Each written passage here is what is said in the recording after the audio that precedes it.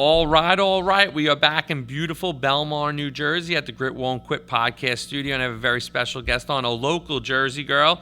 We have Amber from Keller Williams Real Estate in Spring Lake. Good morning. How are you? Good morning. Thanks for coming on. Thank you for having me. You bet. We are friends on Facebook and Instagram, but I think this is our first time on, maybe second time meeting. And one time I was at Chamber of Commerce, the Jersey Shore Chamber. Yeah, you were at a Jersey Shore Chamber event. And I went to breakfast at Chef Lou's Blend on Main. Yes. And you were there. But so you've been a born and raised Jersey gal, huh? Yep, born and raised in Brielle. So What a great town.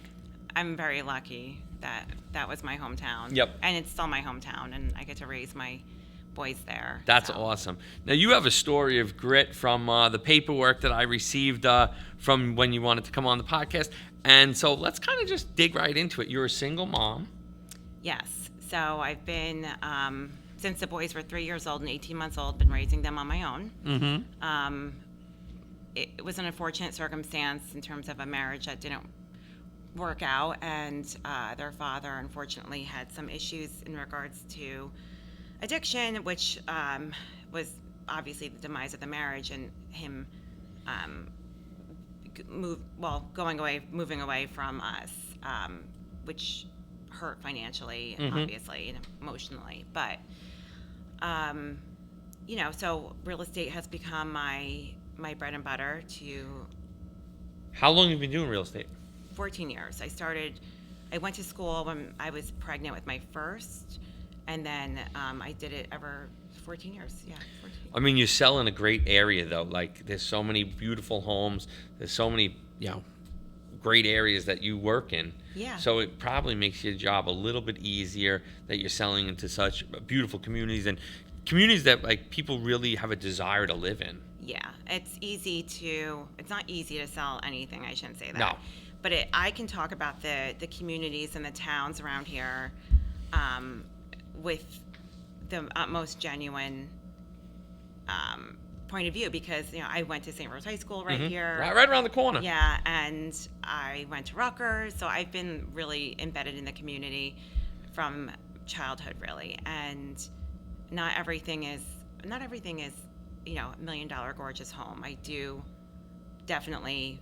I'll sell whatever. I mean, I treat every listing like it's a $6 million home, whether it's $500,000 or $5 million. Yep. So. And but like being in Spring Lake, you have Spring Lake, Seagirt, Belmar, Brielle, Manasquan. Like, those are great towns. Like, people just. I feel like it's just easy because people are coming down here and they're like, I want to live here. Of course, yeah. People want to live here. It makes it easy to talk about the towns. It also makes it hard for a lot of buyers. Sometimes there's a lot of competition in this market. Sure. So, when you're looking for a house or somebody's trying to get into the area, it's important that you're working with somebody who's got a good reputation, who has experience behind them, who another agent has worked with. They always feel more comfortable when, another listing agent has worked with a buyer's agent, and sure, I can attest to that. Has worked in the past to get my buyers deals. So being in the game 14 years, you kind of know people, know everybody then. I think so, yeah. Doing this full time for 14 years, you really get to know, a lot of the realtors and everybody, home inspectors, attorneys, the appraisers, everything that a real estate deal, helps the transaction get to the finish line. Absolutely. And there's so many hurdles in that process. A lot of more hurdles than people realize. Mm-hmm. Everybody sees like a sold sign or an under contract sign, and they don't see that my 2 a.m. panic attack or my constant communications during my kids' games or at a red light or everywhere. It's behind the scenes stuff that I like to keep behind the scenes. You said it earlier. If you're going to do it for this long, you have to love it. Right. Yeah. You have to love it's not something that you just, and I think that's the problem. Like, everybody gets people get a real estate license because, I can get a real estate license and I can make commissions. But I think I saw some stat that the average amount of homes people sell is like 2 a year because they don't really do it. Right. Yes. I've sold 160 homes. Wow. So I have a lot of people sometimes will say, well, I could just do it myself. I could do it myself. And I'm like, okay. And then usually, 9 times out of 10, they're coming back because they can't do it they're themselves. Like, there's and too many moving parts. There's so many things in that process. Right. Legally, ethically, emotionally. I have a thick skin. It's hard to rattle me. So having somebody on your side like that is imperative for Sure. you to walk, to that closing table. 160 homes, huh? Yes. That's impressive. Yeah, I think it's okay. I mean, I don't really compare myself to too many other agents. I have one New Jersey Circle of Excellence for the past 8 years. Awesome. Which I'm proud of. I always want to do better, and that's the nice thing about real estate is that you can always. There's no cap on doing better and better and better. No one's telling me. No. You're not going to make any more money, or you're not going to sell any more homes. Nobody's also telling me that I can't go on vacations and I can't pick up my kid from school when they're sick, and I can't be there for sporting events. Mm-hmm. So let's talk about sporting events. Do your sons, are they involved in sports? Yes. My youngest is at Brielle Elementary. Their coach, Mr. D, got them to their, I think, third championship for soccer for their division. So the Brielle boys shout out to the Brielle soccer guys. Yes. And Carter is a freshman in Manasquan and is doing wrestling, which has been life-changing for him, and it's been really great to see him. He enjoys it? He enjoys it. It's a commitment. He's committed, and I don't know where the courage came from for him to do this sport, but he seems to be doing well, and if it wasn't for Coach Borowski and the other coaches there, he wouldn't even be on that mat. So shout out to the coaches at Manasquan Wrestling. Yes. That's awesome. And this is his first year doing it. Yes. His first season in. First year doing any kind of sport. Okay. So, what a one to pick. Does your youngest son like it now from watching his brother? He's a soccer guy. Yeah. Yeah. He likes the fast movement, and he's different kid, totally different kid. Totally different kid. I think wrestling's a tough one. Like you go out there. You're out there by yourself. I mean, it's a team sport, but it's an individual sport. Yeah. And like you're out there for those 9 minutes by yourself, and it's you versus your opponent. Watching. You have everybody a lot of watching. Pressure. I'm not afraid of being, a center of attention or anything. And I don't think I could do it. So I give him a lot of credit. Awesome, and I'm glad that the coaches, kind of encouraged him, and that's great to see. And again, I think that gives you a lot of confidence in the world. Like his life will change because of the confidence that this wrestling is doing for him. Well, and especially boys, he needed it. I mean, without a father in the picture ever, it's really imperative that they can look up to male role models like their coaches or teachers or other mentors. It's been a game changer, and also has changed his life. That's awesome. That's great. I hope he continues with it and tries other things that he likes along the way. And again, I think also it changes sometimes your friendship groups too. Of now you start hanging out with different guys and doing different things. Like-minded people. Yes. So people who are even in like professional world, who you surround yourself really matters. Which is why when I left my old brokerage to go to a bigger brokerage with some of the women who were killing it in the real estate industry. And I've known them for a long time, and I've always said to myself, like, why are they there and why am I here when I want to surround myself with people who are going to elevate me, challenge me. Sure. I want to be among them, because who you keep around you is going to change where you go in your life. Absolutely. I think you see that in the business community. You want to deal with people that have big aspirations, that have and align with your goals, like too, so that you kind of steering put that out there. Yeah.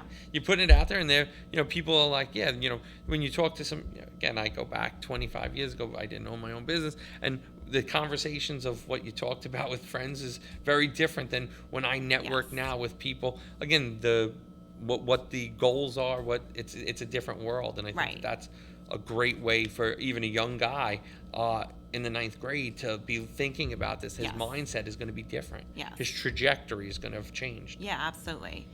So it's important for me to keep that community, support him, and obviously lead by example with my own business and what I do for the community. I want them to know that it all matters. Everything ties together. The hustle of being a realtor and Yeah. is a tough gig. I don't think, like I said, I don't think everybody realizes what is behind the scenes and how you do it. And you're part of a brokerage, but you're really your own entity within that brokerage. Right. I have the Keller Williams brand behind me. Their tools are amazing. They offer so much, but at the end of the day, I am my own entity. I will only make as much as I work. So I don't have anybody. They don't pay you unless you close on deals. Yep. So. But your kids are gonna learn like the hustle of that. Like like they see you work, they understand like you're working to better them and to better their life. And, Yes. Again, you don't have a second dual income or a second income at all. No. Like most people that live, most husbands and wives all go to work. Live on my own. I pay my own bills. Yep. I don't get support from other financial means. So this is my baby. It's my business, and I know that secretly when the kids see my sign with my picture on it, like around town or in the area, that they are at that age where they're like half embarrassed, but probably half proud. Half proud. They're like, "That's mom." Yeah. They're never gonna tell you, but right. They're like, I'm like, look at the house, and they're just like, okay, mom. Like their friends always tell me like, they see my signs up, and that makes me proud. Yeah. And that's great. And again, since you're so committed to, that transaction, like, that you're doing great work and that, they can see and be proud of that. Right. And my clients are happy and they're repeat and they're referrals. And that means more to me pretty much than anything, because without them, I would have nothing. And as long as I'm doing right by them, doing the best I can for them, then they'll keep referring me. And, it's a small area. This is a small niche community. And everybody knows everybody. Reputation is everything. Yeah. Exactly. So, as we get into the spring market, like, what are you seeing? I think last year was super slow. So in comparison to the upcoming spring market, I feel like it's going to be busy. I feel like people who are sitting are going to actually be moving. Regardless of interest rates, like, people just need to move. Yep. They're going to be like, we're ready to go. I think that will open up a lot of inventory. Well, it's always, when I say a lot, I say in relative terms about the area. We're always low inventory because there's only so much oceanfront, beach block, waterfront homes that is, we have. So I think a lot of that will be opened up for first-time home buyers, hopefully. We always get that influx of New York. Not sure what's going to be going on there. People will maybe relocate to the Jersey Shore again, like, kind of not like a COVID time where it was like a mass exodus. Yeah. I think the prices are going to be a little bit more leveled out too. I think there's going to be, which is best for everybody really at the end of the day. What do you think about Netflix coming into Monmouth County? It's going to be huge. I mean, we have such a great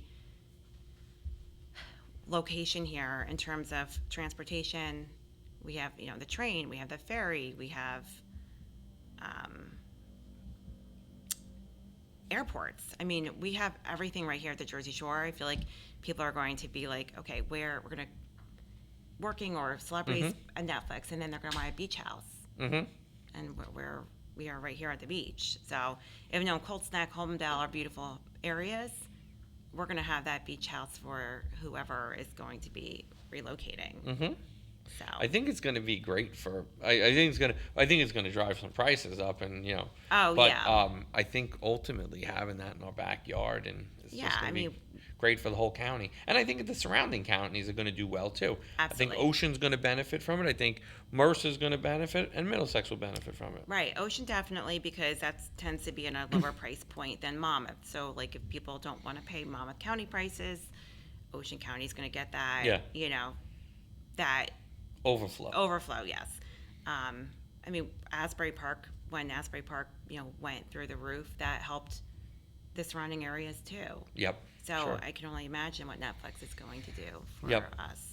And I think even you're going to hire people that are going to do things at Netflix. Those people need houses. Exactly. It's not just the actors and the celebrities Right. and the cameramen. You're going to have guys that are going to People need with a normal income. yeah. You're going to open stores over there. You're going to have facilities that people in working Yeah. there. So there's going to just be They're going to need rentals. I think you have a lot too. of opportunity there. They're going to need some. Maybe they're not here permanently. Maybe they're here for a job. So rentals are going to be huge. Mm-hmm. Things like that. That's awesome. I think there's a Yeah. lot of opportunity that'll come from that. And hopefully, the spring market just kind of gets people back looking and. Yeah, I think so. It's already started. Yep. I've gotten much busier now that the holidays are over. So we're looking forward to I was talking to one of the people in my office. I said the way that the holidays fell this year was like weird because people kind of checked out the beginning of the week, and then it was like, I'm not going to come back Friday. Right. And then it was like, then we went to the beginning of the next week, and by Tuesday afternoon, people were like starting to check out. So like that's the hardest. And I mean you're in true sales. Like I feel like those are the hardest weeks to get people like to focus on something. Oh yeah, everybody became like unfocused. They checked out. Definitely. I mean, it was nice for a little bit, but at some point I was like, I need to get back to the grind. Yep. I need to get back to work. My kids need to go back to school. Yeah. So it was a long week, but Next year, the holiday falls on a Friday, so I think it's going to be a little bit better because I feel like the people will work till Wednesday. yeah. Then Thursday, they'll start to check out, and then get to Yeah. Friday. Yeah, people definitely have checked out. So they're checking back in now. There So you go. So your phone must be going off because you got these people ready to roll for the Pounce, yeah. spring and go. Yeah. So in 2026, what's your outlook overall, like for the whole year? Like, you think it's going to be a good year on the Jersey Shore real estate? I do. I think 2026 is going to be a really good year. Okay. From what I've been seeing, what I've been hearing from lenders and builders, it seems like people are ready to roll. I think a lot of the uncertainty is going to either one be lifted and or basically ignored. Mm-hmm. People want to move. Mm-hmm. They're sick of waiting around. COVID times, in terms of rates, are not coming back.